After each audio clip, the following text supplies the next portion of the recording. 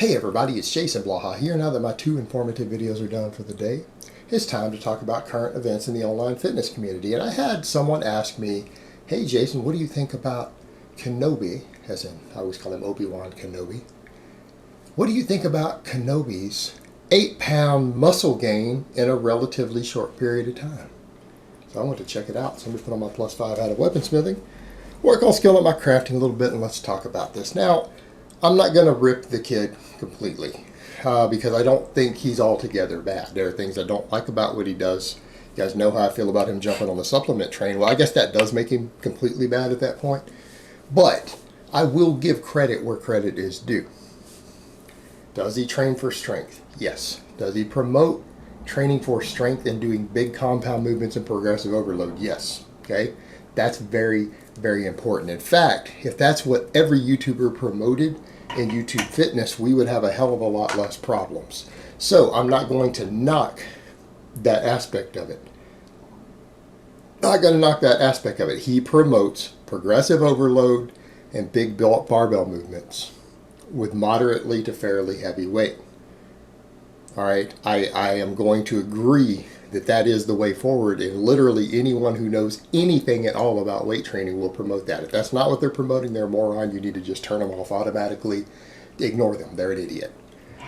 He also seems to be opposed to ketogenic diets for people who want to be athletic. Again, I'll give him credit. Another bonus point there. Again, that's better than a lot of the jackasses out there in this industry. Fair enough statement. Where I'm going to kind of laugh is claiming that you gained 8 pounds of muscle for someone who is no longer a noob in less than a year's time is an admission of anabolic use. Or it's an admission of not knowing how to measure things correctly.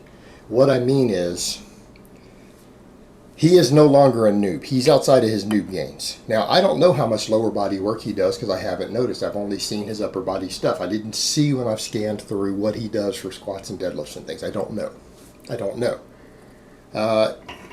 If someone is only training their upper body hard, these numbers are all cut in half because you can't gain X amount of muscle and then you pick where it goes. No, if you gain X amount of muscle, you have the potential to in a time period. If you only train half your body, you're only going to gain half that muscle. In other words, a period of time where you could have gained 4 pounds, if you only trained your upper body or you only trained your lower body with progressive overload during that time and grew, you would only gain 2 pounds of muscle at most, not 4. You won't gain 4 of it in the other spot. That's not how it works. Maximum growth rates assume you are stimulating everything maximally, your entire body, every muscle, not half of it. So the problem we run into, he's obviously not a noob. He's benching over 200 pounds for reps on work sets. Okay, anyone going to disagree with that? He is not a noob. He's done with his noob games, at least for his upper body. So the only way he could possibly be making nude gains is in his lower body, and I don't know what his lifts look like there. So assuming he is training his entire body with progressive overload, he's at least into the intermediate phase. Now, I haven't looked close enough at his lifts to see if he's in the advanced phase or not. That's a different ticket. Assuming he's an intermediate, gaining 8 pounds of muscle mass in 1 year's time for an intermediate lifter is relatively rare. People say, what? Relatively rare. When I say rare, I mean with the top experts in the world who are coaches who have coached hundreds, if not thousands of people and observed this will tell you that 1 to 2 pounds of muscle growth that people get is noobs. Usually that only lasts about 6 months and in some cases up to a year.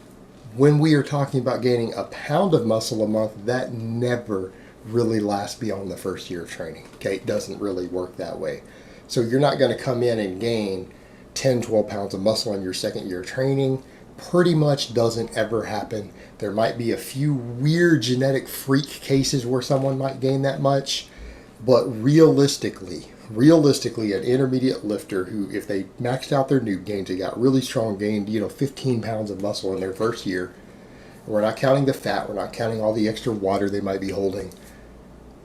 You're looking at somewhere between 5 to 7, maybe up to 8 pounds of muscle in the second year. 7 to 8 is really, really, really good.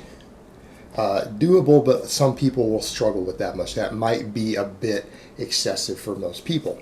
Now, I couldn't figure out how long he's been gaining. So if he's coming up, and I know he's been training more than 2 years. So 8 pounds in a year of actual muscle gain, someone who's been lifting weights more than 2 years consistently, pretty unlikely. Someone who's been lifting weights more at about the 5-year mark consistently and hard without any anabolics in the mix, gaining a pound or two of muscle in a year is nearly impossible. It can be done oftentimes, but it's going to be very, very, very difficult. And you know, it's never going to be like 5, 1 or 2, 1 or 2. So if he's saying, hey, I gained 8 pounds of muscle in some time period that's less than a year, and we know he is somewhere at intermediate or early advanced, probably somewhere in the late intermediate phase, just looking at what I saw on the little bit of benching and things I've seen in the weighted chin-ups, he's in that range. He's not going to gain 8 pounds of muscle in less than a year. It's just not going to happen. So he's like, I've gained 8 pounds of muscle. I don't know. He didn't say how long, but if it's like 3 months, if he did it in 3 months, 100% chance is drugs. 100% chance. Can't be done with weightlifting and food.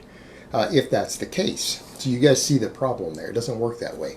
Noobs don't gain with the noob gains that we get. People don't gain 8 pounds of actual muscle mass in 3 months. So you guys see the problem there? That's faster than noob gains.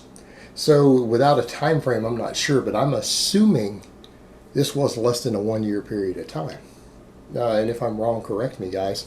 Now, what most likely happened? What happens when people cut? They lose water weight. What happens when people bulk? They gain water weight. So if a person slow cut down to, 10% body fat at 170 pounds, and they go into a slow bulk, they're going to gain 4 or 5 pounds of water automatically, right? Automatically 4 or 5 pounds of water before any fat, any muscle. So if someone gained 8 pounds on a bulk after doing a cut, even a very clean, modest bulk, over 50% of that scale weight is going to be water. Now, if they went into calorie surplus and they started tracking the scale about 2 weeks in, now we're done with the water weight gain. Now we can go into actual muscle tissue, extra glucose, transient storage factors, body fat, things like that. But some of that will also be water. When they go back to maintenance calories, they'll drop off a couple of the pounds of the extra water.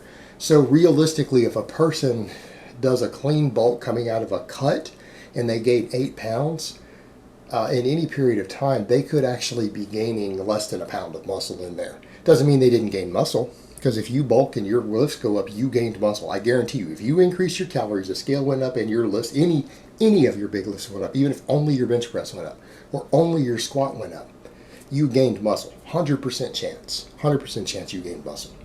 Impossible that you didn't. That's the problem. And the issue I looked over at the video where he was talking about some of this, and he's talking about he's trying to gain as much size as he can while staying between 7 and 8.5% body fat. Well, if he's 7% body fat, I'm 11% body fat. He's not 7% body fat. And I think this is one of the problems we run into with people who have these ideas of how lean they want to get. They're like, he's shredded. No, he's not shredded. He had his shirt off in videos in the last week. He's not shredded. Is he athletic lean? Yes. Is he at a healthy athletic body fat? Yes. Yes. So when people hear me say things like it's unhealthy to go under 10% body fat, don't do it, it's stupid, it's moronic, don't do it, and then they think that's 7% body fat, it creates a misconception. It's a misconception. He is nowhere near 7% body fat. If he's walking around 188 at his current body fat, he would probably need to drop to I think he's 178. He would need to drop under 170. He might even need to drop to 165 to be 7 to 8% body fat. He is somewhere in maybe the 10 to 11% range. 10 to 11%. Maybe 12. That's the range he's in.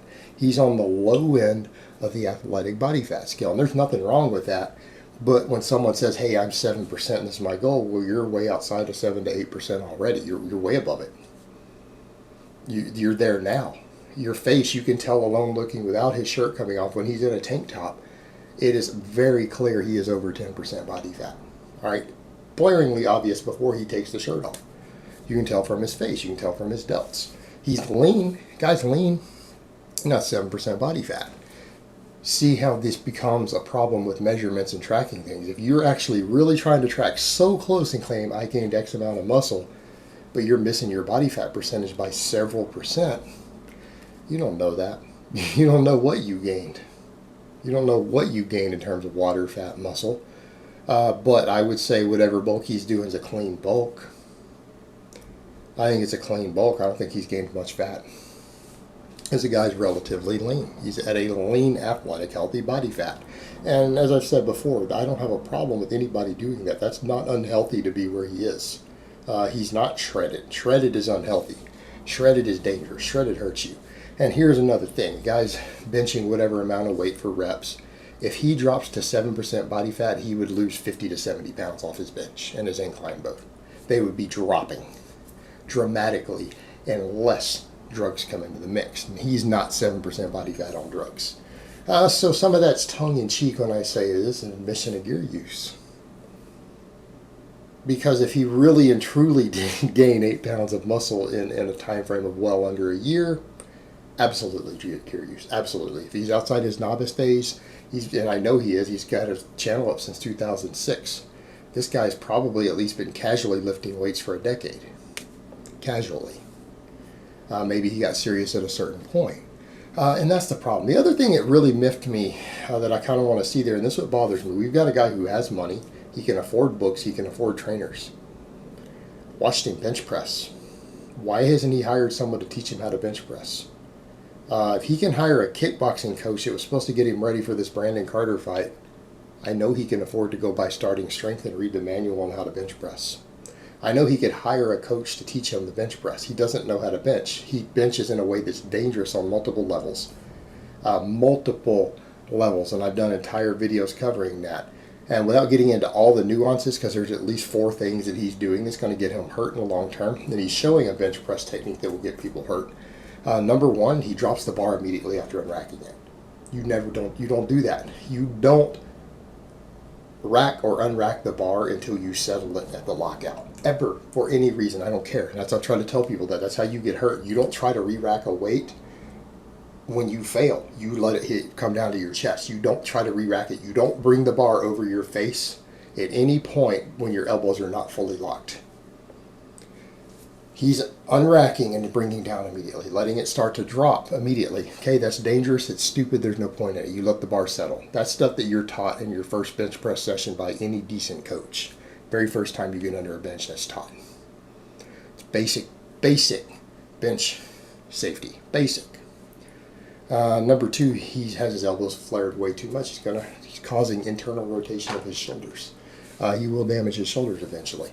Problem is, guys see a guy like that, they think he's got a good physique, they think he knows what he's talking about. Teaching him bench press methods, they imitate it because of bro culture, and we have a problem. People get hurt. Not good. I think he's got family money, he's got money.